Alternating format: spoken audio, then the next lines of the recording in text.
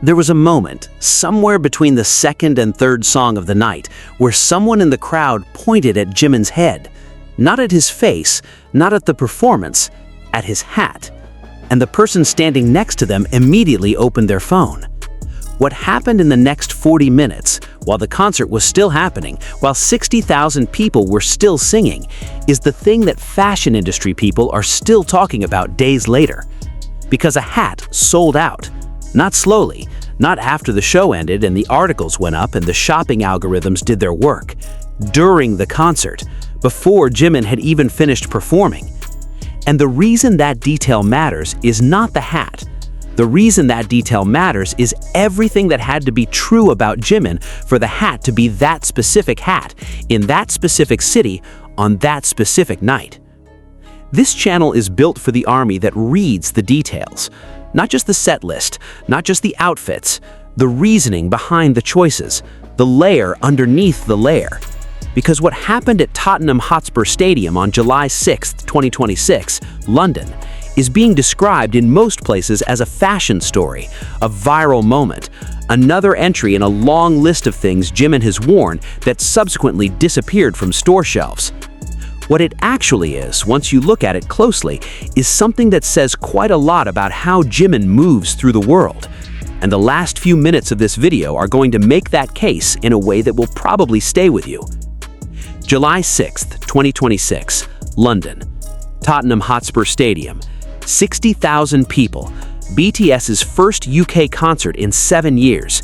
Their first return to London since they made history in Wembley in 2019. A show that is still discussed as one of the landmark moments in the history of live K-pop performance in Europe. 7 years, a global pandemic, military service, solo careers, and now this, 2 nights in North London, the Arirang World Tour bringing a production that critics from NME to Rolling Stone UK to Clash magazine had been describing city by city as something genuinely unprecedented. The main set was already everything it was supposed to be. The 360-degree stage, the Gugak ensemble, the Hanji-inspired visuals, the precise, accumulated craft of 7 people who have been doing this together for 13 years, performing at a level that left reviewers searching for new language. And then, in the latter part of the show, Jimin walked out in a t-shirt and jeans, and a hat. The hat is a Charles Jeffrey Loverboy chunky ears beanie, brown and light blue, oversized pointed ears on top, the kind of design that on anyone else might read as costume or gimmick, but on Jimin registered as exactly what it was, a specific, considered choice made by someone who understood precisely what they were doing. Charles Jeffrey Loverboy is not a household name globally. It's not Dior. It's not one of the heritage luxury houses that makes international celebrity pages without needing context. It's a London-based brand, founded by a Scottish designer, built on a very specific aesthetic that blends punk influences with avant-garde construction and what can only be described as joyful strangeness. It has a devoted following in fashion circles. Outside of those circles, it has been growing quietly, steadily, as the kind of brand that people discover and then can't stop talking about. Or in this case, the kind of brand that Jimin wears at a concert in England and then the world discovers all at once. Within hours of the first photos circulating, the chunky ears beanie was sold out. Not in one color, in multiple colors. On the brand's official website, before the concert had even ended, fans tracking the product's availability were posting screenshots of the sold-out status with a mixture of disbelief and something that looked a lot like pride. The hat was priced at around $230 before shipping. It still sold out in minutes. This is the moment where most coverage of the story stopped. The hat sold out. The Jimin effect had struck again. Another item added to the list. Another brand that would look at their traffic data from July 6th and find a number that didn't make sense without context. But ARMY didn't stop there. ARMY never stops there. Within hours of the sellout news circulating, a specific thread started gaining traction on TikTok. Not about the hat itself, about the choice. The observation, articulated in various ways across dozens of posts, came down to this. Jimin, a global Korean superstar performing in England for the first time in 7 years, chose to wear a British brand. Not a multinational luxury house with British heritage, not a globally recognized label that happens to be headquartered in London. A London-based brand, founded by a Scottish designer that is specifically and deliberately rooted in British fashion culture. The TikTok that put it most precisely, and that got shared outside of K-pop spaces into fashion and culture communities, said it this way. Jimin's attention to detail is incredible. He's wearing a cat beanie from the British brand Charles Jeffrey Loverboy. This London-based British brand is a perfect choice while he's in England. By wearing and promoting local designers, Jimin shows genuine appreciation for the country's fashion and culture. That post was not written by a fashion journalist. It was written by someone who loves Jimin and pays attention. And it traveled, the way specific, true observations travel, past the borders of the community that originated it. Fashion Times UK picked it up, and the framing they used, which circulated widely enough to become the dominant narrative around the story, was notable for how far it went beyond celebrity wears brand, brand sells out. They described Jimin's choice as, and this is close to their phrasing, the deepest kind of tribute a global star can pay to the culture of a country they're visiting. Not a PR move, not a strategic partnership, a tribute. That is a significant word to use. It implies intention. It implies that the choice was not about visibility or commercial alignment or any of the calculations that normally drive celebrity fashion decisions at this level. It implies that someone looked at the context they were walking into, a country they hadn't performed in for 7 years, a city that had been waiting for this return, a culture with its own very specific relationship to fashion and local design, and Fashion Times UK, which covers fashion without any particular stake in BTS or K-pop, decided that's what Jimin had done. There is a pattern here that is worth slowing down to look at. Because this is not, as it turns out, the first time Jimin has done something like this. The Paris Fashion Week appearance, the Dior show in June 2026, generated a specific observation from the Vogue team about how Jimin interacts with the spaces and people around him. The crew member at the Dior shoot who posted 3 sentences about names, Jonathan Anderson stopping mid-sentence, the chorus members who described the awkwardness disappearing in a Dior hallway. All of these observations point to the same quality from different directions. Jimin's attention to the specific context he's in. His awareness of the room, the city, the moment, the person in front of him. The choices he makes that demonstrate he has actually thought about where he is and who he's with.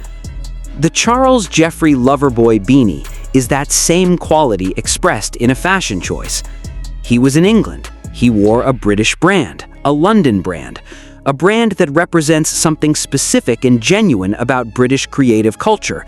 Not the heritage version of British fashion that the world already knows, but the living, working, avant-garde version that exists right now. That's not an accident. That's not a stylist pulling something from a rack because the colors looked good. That is someone who paid attention to where they were going and made a choice accordingly. Charles Jeffrey, the designer behind the brand, built Loverboy on a specific foundation. The idea that fashion can hold contradiction, that something can be punk and delicate simultaneously, that the oversized and the precise can coexist in a single garment, that clothes can be joyful without being frivolous. The chunky ears beanie, the specific piece that Jimin wore, is a good example of that philosophy. It is technically simple, chunky knit, oversized ears, the kind of silhouette that's immediately memorable and that requires a specific quality of confidence to wear in front of 60,000 people without it becoming the joke. Jimin wore it while playfully bending and wiggling the ears during the show, while interacting with cameras, while moving across the stage with the specific ease that comes from being exactly comfortable in your body and exactly comfortable with your choices.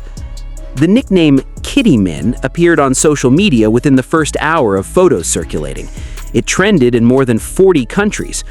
But underneath the playfulness, underneath the ears and the nickname and the sold-out screenshots, the fashion community was having a different conversation. The one about what it means when someone at Jimin's level of global visibility chooses to wear something this specific for this kind of reason. The night before the London shows, a different piece of content surfaced that most of the coverage around the beanie story didn't connect.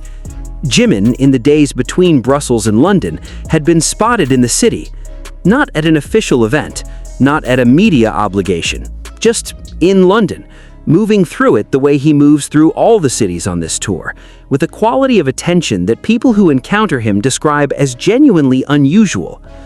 There were no official photos from those days in London, but the accounts of people who encountered him, carefully posted from a respectful distance, described someone who was present in the city, not passing through, actually there. And then, at the concert, the beanie, a British brand for the British dates, in a city he had spent time actually inhabiting before performing in. The connection between those things is not provable, but it is consistent with everything else that is documentable about how Jimin operates. The specificity, the attention, the sense that where he is has been actually considered rather than simply arrived at. There is something about the way the Jimin effect gets talked about that this video wants to push back on slightly. Not because the phenomenon isn't real, it demonstrably is, but because the framing of Jimin wore it, it's sold out, undersells what's actually happening. The sellout is the measurable outcome, but what causes it, what is actually at the root of why a $230 beanie disappears from multiple colorways during a live performance, is something more interesting than virality mechanics.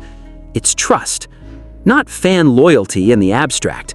Actual trust, built over years, that when Jimin chooses something, the choice means something, that it isn't random, that it isn't purely commercial, that there is a reason even if that reason isn't immediately legible to everyone watching. The Charles Jeffrey Loverboy beanie sold out not just because Jimin wore it, it sold out because ARMY and the fashion community and the people who noticed the TikTok about British brands and British culture, all of them understood at some level that the choice had a logic, and that logic made the object feel like more than an object. A hat becomes a symbol when the person wearing it has earned the trust that their choices are worth paying attention to. Jimin has earned that trust across 13 years of choices that consistently proved to mean more than they initially appeared to mean. There is one more layer. The second night of London, July 7th, brought another Charles Jeffrey Loverboy moment. This time, it was Suga. According to the brand's own Instagram post, which confirmed what fans had already identified, Suga wore a bespoke no-wave chunky belt beanie for the second London show. A different piece, a different member, but the same brand. And the fact that it was both of them, Jimin in the chunky ears beanie, Suga in the bespoke belt beanie, over the two London nights, added something to the story that most coverage didn't fully address. Because Suga's relationship to fashion is very different from Jimin's. He is someone who makes highly specific, highly personal choices about what he wears, and almost never makes those choices for legibility.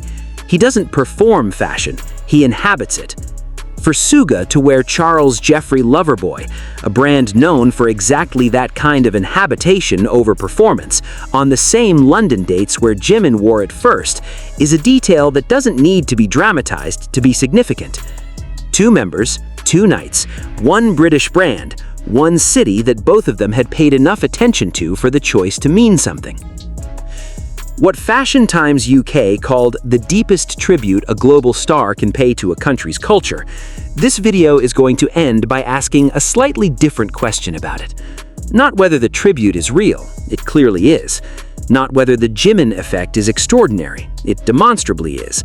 But what does it say about the kind of attention it takes to arrive in a city you haven't been in 7 years, a city that has been waiting for you, a city with its own very specific and very alive fashion culture, and to choose, in that context, to wear something local. Not something safe, not something globally recognized, something that says without words that you actually looked at where you were going before you got there. Jimin wore a cat-eared beanie from a Scottish designer's London label at a concert in England. A $230 hat sold out in minutes. Fashion Times UK called it a tribute. ARMY called it attention to detail. Both of those things are true. And the question worth sitting with, the one that this story keeps circling back to from different angles in different contexts, is this: how much of what makes Jimin extraordinary is talent, and how much of it is that he actually pays attention to the world around him in a way that most people at his level of visibility stop doing somewhere along the way? The beanie is a small thing, a fashion choice, an item that sold out. But small things done with this kind of consistency across this many years and contexts and cities and moments eventually stop being small. They become the thing.